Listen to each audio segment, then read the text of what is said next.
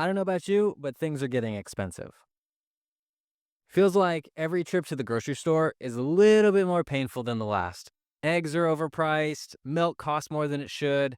Hell, the last time I went to McDonald's and got the value meal, it cost me over $10. So there's not much value left in that.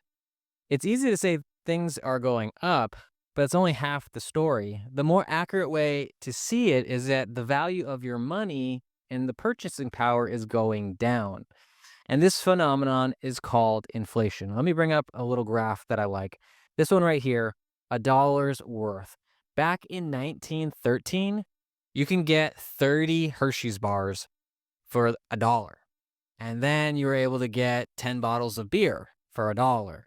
And it slowly started trickling down to where back in 1997, you were getting 4 grapefruits for a dollar. We're going into fruit. We practically went from 30 Hershey's bars to burnt bean water. Pretty wild. And inflation is a silent tax on everyone. Inflation is caused when you add more money to the supply. Inflation raises prices, but consumers don't like to pay higher prices. So producers usually try to keep prices down by reducing the quality. Interesting, right? And this is anything from how come our cars don't last as long as they used to? How come our homes look like paper cardboard boxes that look pretty on the outside, but they always break apart? How come our food just seems to be filled with junk instead of having really quality materials? But the thing is, all humans, people are smart and they find ways to add money or things that of value to the supply. But something weird happened after World War II, and we just went through calamity. That war cost a lot, had a bunch of people in debt, but we didn't see crazy inflation right away. And that is because the US was still tied to gold. We were on a gold standard under the Bretton Woods system from 1944, and that kept us stable for a while, forcing the government to be responsible. Because if you have our dollar, like US dollar, pegged to something that's scarce that everybody wants, you can't just make more of, you have to be a little bit more responsible. But then, as growth boomed in the 50s, it absorbed some debt. And then by the 60s, we had another war, the Vietnam War, and that cost a lot. And it brought big domestic spending. And the US printed way more dollars than it had gold to back it. And this is where you're getting in trouble because we're overextending our means.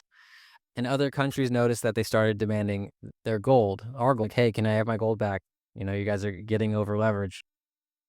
So to avoid a crisis, when all these people are like, "Hey, give me back the gold that I want." In 1971, Nixon closed that gold window.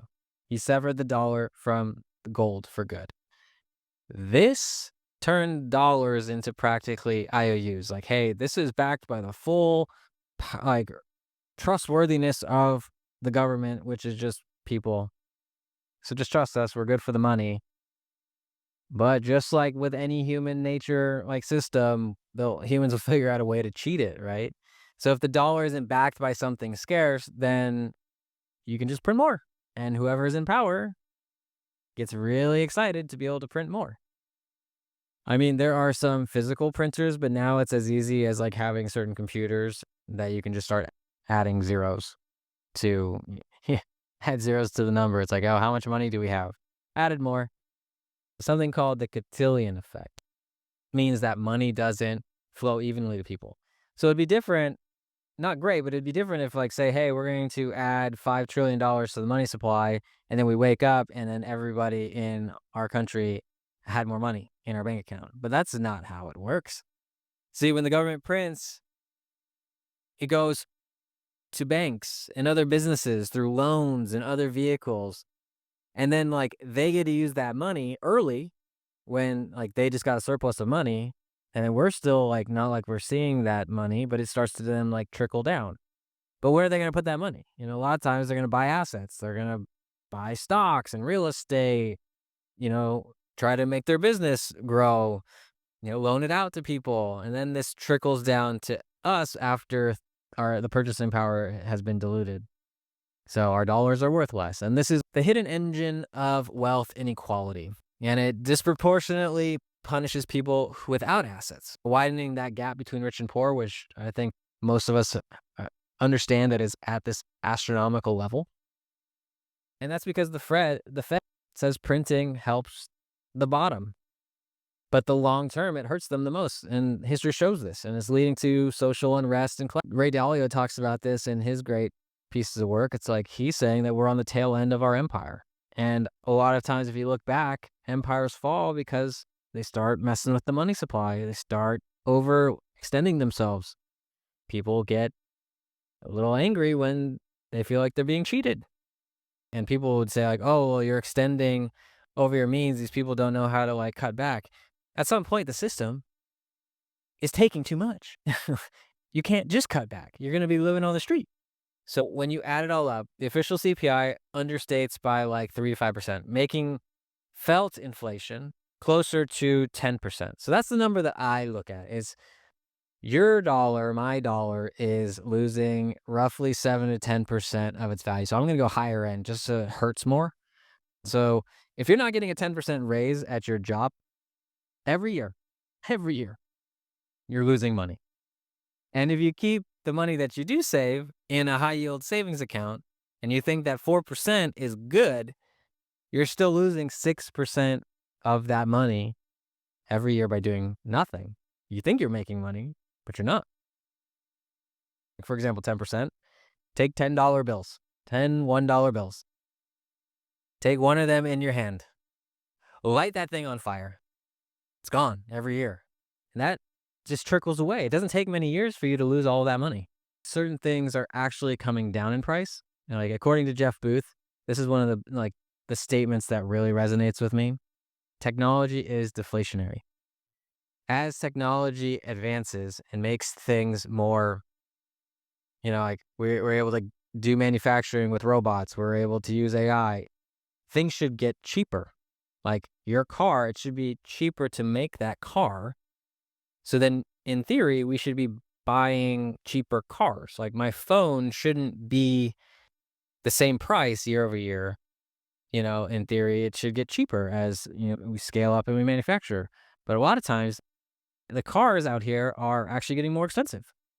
Like it's like, sure, we can say, oh, there's more bells and whistles than cars. There's more technology back in the day. They're packing more in. But you can't even buy like a reasonable car for $30,000 now, which is outrageous. When somebody's making $70K, that's really challenging. Like with our technology and our manufacturing, things should get more efficient. So car prices should come down. I mean, that's why certain industries, you've seen it, like the cost per gigabyte of memory is fractions of a cost than what it used to be back in the day. That's why you're able to get processed foods for so cheap. The only problem with that is like technology makes things better, cheaper, more abundant, doing more with less. But it also means like, since we're debasing our currency, you're going to have to cut corners to keep that price at a certain level. Like people don't like it when their food gets too expensive. They don't like it when their gas gets too expensive.